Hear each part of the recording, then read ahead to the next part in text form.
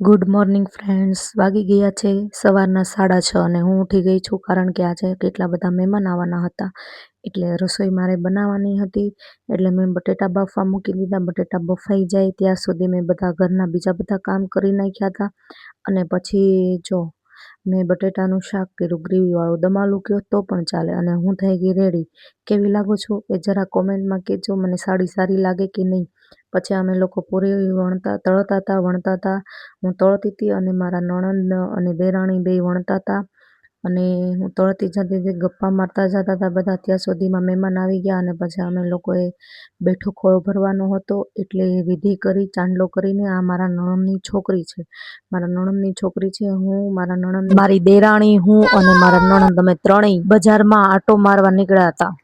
આવ્યા હતા અને કબૂતર જોવો કેટલા મસ્ત દાણા ચણે છે.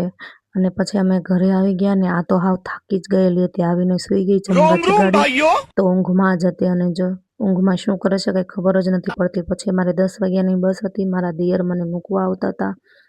અને રસ્તાની બજાર, અમદાવાદની બજાર જો રસ્તાનો નજારો કેવો છે.